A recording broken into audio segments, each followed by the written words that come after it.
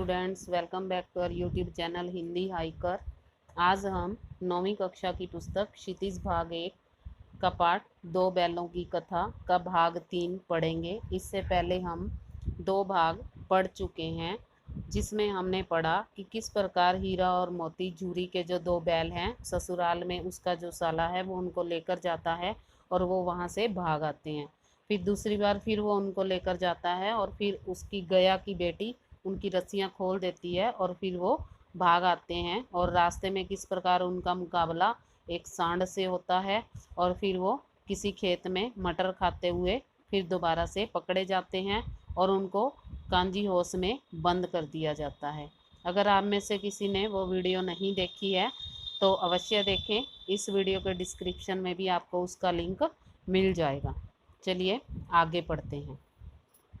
दोनों मित्रों को जीवन में पहली बार ऐसा साबिका पड़ा कि सारा दिन बीत गया। साबिका मतलब वास्ता। उनको पहली बार ऐसा देखने को मिला कि सारा दिन बीत गया उनके पास और खाने को एक दिन का भी उन्हें नहीं दिया गया। समझ में ही नहीं आता था कि यह कैसा स्वामी है। इससे तो गया फिर भी अच्छा था। अब यहाँ वो गया की तारीफ कर रहे हैं, क्योंकि जो अब जिस कांजी हाउस में उनको बंद कर दिया गया है वहाँ उन्हें खाने के लिए एक दिन का भी नहीं दिया गया। इसीलिए वो गया जो उनको सूखा भूसा खिलाता था उसे अच्छा बताते हैं। यहाँ कई भैंसें थी, कई बकरियाँ थी। अब कांजी हाउस के अंदर के दृश्य के बारे में बताया जा रहा है कि वहाँ बहुत सारी भैंसें बंद थी, बकरियाँ, घोड़े, गधे, पर किसी के सामने भी चारा नहीं था। सब जमीन पर मुर्दों की तरह पड़े थे, यानी कि उनको वहाँ चारा दिया ही नहीं जाता था। कई तो इतने कमजोर हो गए थे कि खड़े भी नहीं हो सकते थे। सारा दिन दोनों मित्र फाटक की ओर टकटकी लगाए देखते रहते थे, पर कोई चारा लेकर आता उन्हें दिखाई ही नहीं देता था। अब दोनों ने दीवार की नमकीन मिट्टी चाटनी शुरू कर दी, पर इससे क्या तृप्ति होती, यानी कि इससे पेट उनका नहीं भरता। रात को भी जब भोजन न मिला तो हीरा के दिल में विद्रोह की ज्वाला दहक उठी। मोती से बोला, अब तो नहीं रहा जाता मोती। मोती ने सिर लटकाए हुए जवाब दिया, मुझे तो मालूम होता है प्राण ही निकल रहे हैं। इतनी जल्द हिम्मत न हारो भाई, यहाँ से भागने का कोई उपाय निकालना चाहिए। आओ दीवार तोड़ डाले। मुझसे तो अब कुछ नहीं होगा। बस इसी बुत्ते पर अकड़ते थे। सारी अकड़ निकल गई। बाड़े की दीवार कच्ची थी। हीरा मजबूत तो था ही, अपने नुकीले सींगों उसने दीवार में गाड़ दिए और जोर जोर मारा तो मिट्टी का एक चिप्पड़ निकल गया। फिर तो उसका साहस बढ़ गया। उसने दौड़ दौड़ कर दीवार पर चोटें की और हर चोट में थोड़ी थोड़ी मिट्टी गिराने लगा। उसी समय कांजी हाउस का चौकीदार लालटेन लेकर जानवरों की हाजिरी लेने आ गया। हीरा का उंजपन देखकर उसने उसे कई डंडे मारे और कई डंडे रसीद कर दिए और मोटी सी रस्सी से भी बांध दिया। मोती ने पड़े पड़े कहा, आखिर मार खाई, क्या मिला? अपने बुत्ते पर जोर तो मार दिया। कहता, जितना मेरे में दम था उतना तो मैंने जोर लगा ही दिया। ऐसा जोर मारना किस काम का कि और बंधन में पड़ गए, यानी कि उनको चौकीदार ने मोटी रस्सी से बांध दिया। जोर तो मारता ही जाऊंगा, चाहे कितने ही बंधन पड़ते जाएं। जान से हाथ धोना पड़ेगा, कुछ परवाह नहीं है, यो भी तो मरना ही है। सोचो, दीवार खुद जाती तो कितनी जानें बच जाती।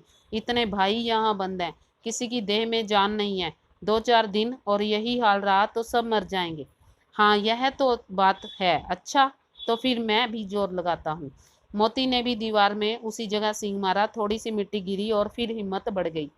फिर तो वह दीवार में सींग मारकर इस तरह जोर लगाने लगा मानो किसी प्रतिद्वंदी से लड़ रहा है। प्रतिद्वंदी मतलब शत्रु, दुश्मन से लड़ रहा हो। आखिर कोई 2 घंटे की जोर अजमाई के बाद दीवार ऊपर से लगभग 1 हाथ गिर गई। उसने दूनी शक्ति से दूसरा धक्का मारा तो आधी दीवार गिर पड़ी। दीवार का गिरना था कि अधमरे से पड़े हुए सभी जानवर चेत उठे, यानी कि जाग गए, वो उनमें जान आ गई। तीनों घोड़ियां सरपट भागी। सरपट भागी मतलब फटाफट वहां से निकल गई। फिर बकरियां निकली, उसके बाद भैंसें भी खिसक गई, पर गधे अभी तक ज्यों के त्यों खड़े थे। हीरा ने पूछा, तुम दोनों क्यों नहीं भाग जाते? एक गधे ने कहा, जो कहीं फिर से पकड़ लिए गए तो क्या हर्ज है, अभी तो भागने का अवसर है। हमें तो डर लगता है, हम यहीं पड़े रहेंगे। यानी कि दोनों गधे अब यहाँ गधे का फिर मूर्खपन दिखा दिया गया है। बाकी सब भाग गए हैं, सिर्फ गधा ही नहीं भागा।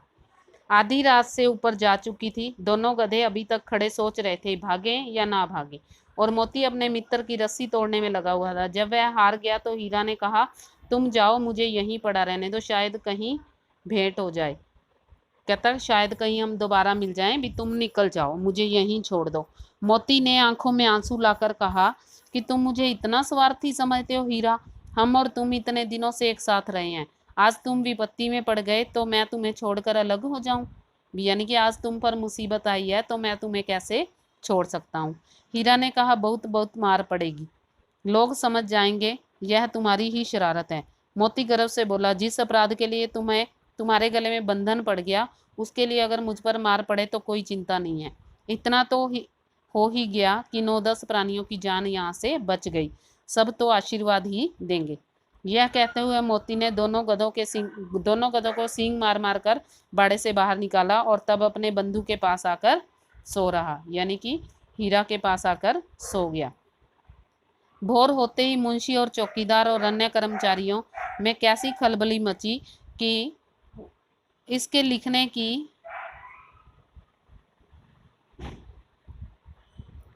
लिखने की जरूरत नहीं, बस इतना ही काफ़ी है कि मोती की खूब मरम्मत हुई और उसे भी मोटी रस्सी से बांध दिया गया। यानी कि जब उन्होंने देखा कि इन्होंने उन लोगों को भगा दिया है, सबको, सभी जानवरों को भगा दिया, तो उन्हें वो समझ गए और उन्होंने फिर मोती को भी मोटी रस्सी से बांध दिया। 1 सप्ताह तक दोनों मित्र वहां बंधे पड़े रहे, किसी ने चारे का एक तृण भी नहीं डाला। एक बार पानी दिखा दिया जाता था, यही उनका आधार था। दोनों इतने दुर्बल हो गए थे कि उठा तक नहीं जाता था और ठठरियां निकल आई थी, हड्डियां निकल आई थी उनकी। एक दिन बाड़े के सामने डुग्गी बजने लगी। दोपहर होते होते वहां 50-60 आदमी जमा हो गए। तब दोनों मित्र निकाले गए और उनकी देखभाल होने लगी। लोग आकर उनकी सूरत देखते और मन फीका करके चले जाते। ऐसे मृतक बैलों को कौन खरीदार होगा? यानी कि उनकी बोली लगाई जाने वाली थी, अब उनको बेचा जाना था। अचानक एक दड़ियल आदमी, जिसकी आंखें लाल थी और मुद्रा अत्यंत कठोर, आया और दोनों मित्रों के कूलों में उंगली गोद कर मुंशी जी से बातें करने लगा। उसका चेहरा देखकर अंतर्ज्ञान से दोनों मित्रों के दिल कांप उठे। वह कौन है? यह हमें क्यों टटोल रहा है? इस विषय में उन्हें कोई संदेह न हुआ। दोनों ने एक दूसरे को भीत नेत्रों से देखा और सिर झुका लिया। हीरा ने कहा, गया के घर से नाहक भागे, अब जान न बचेगी। नाहक मतलब ऐसा भागे कि अब हमारी जान नहीं बचेगी। मोती ने अश्रद्धा के भाव से उत्तर दिया, कहते हैं भगवान सबके ऊपर दया करते हैं, उन्हें हमारे ऊपर दया क्यों नहीं आती? भगवान के लिए हमारा मरना जीना दोनों बराबर हैं। चलो अच्छा ही है, कुछ दिन उसके पास तो रहेंगे। एक बार भगवान ने उस लड़की के रूप में हमें बचाया था, क्या अब न बचाएंगे? यह आदमी छुरी चलाएगा, देख लेना। यानी कि वो क्रूर लगता है, उसकी शक्ल ही ऐसी है। तो क्या चिंता, मांस खाल सींग ही सब किसी न किसी के काम तो आ जाएंगे। नीलाम हो जाने के बाद दोनों मित्र उस दड़ियल के साथ चले। दोनों की बोटी बोटी कांप रही थी, बेचारे पांव तक नहीं उठा सकते थे, पर भय के मारे गिरते पड़ते भागे जाते थे, क्योंकि वह जरा भी चाल धीमी हो जाने पर जोर से डंडा जमा देता था।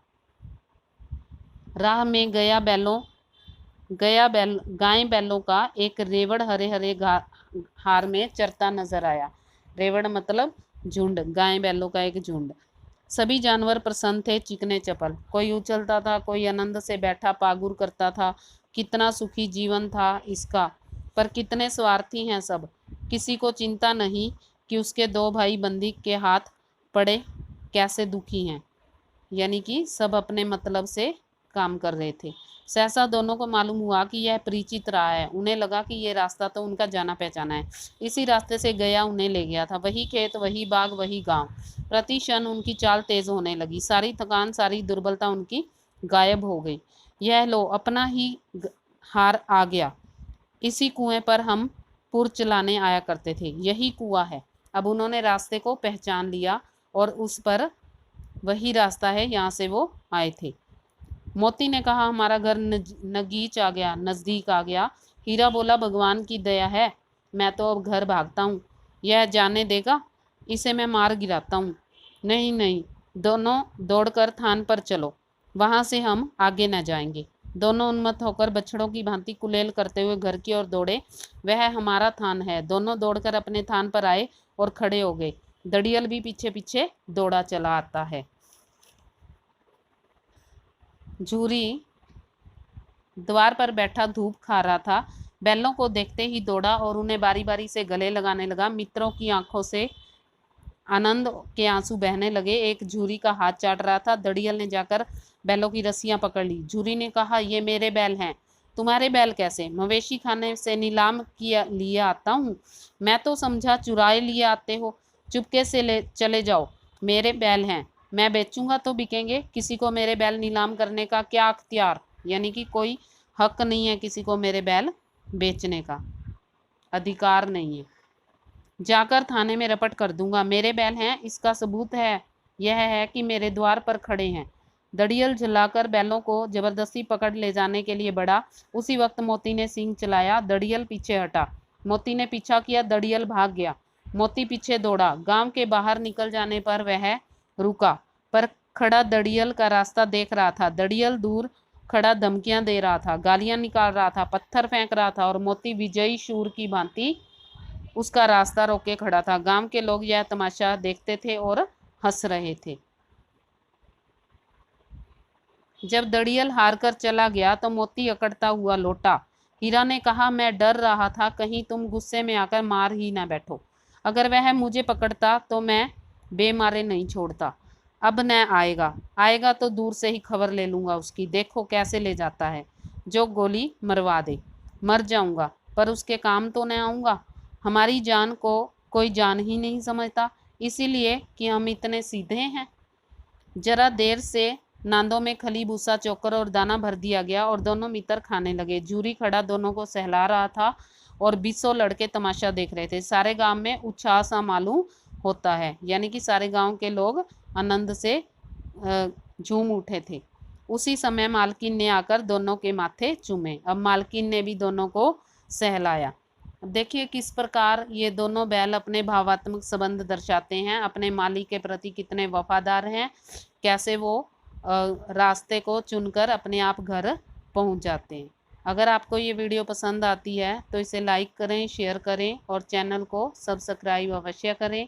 साथ में दिए गए बेल आइकन को भी दबाएं ताकि आपको अगली वीडियो का नोटिफिकेशन जल्द से जल्द मिल सके। अगर आपका कोई सुझाव हो तो कमेंट बॉक्स में लिखकर अवश्य भेजें।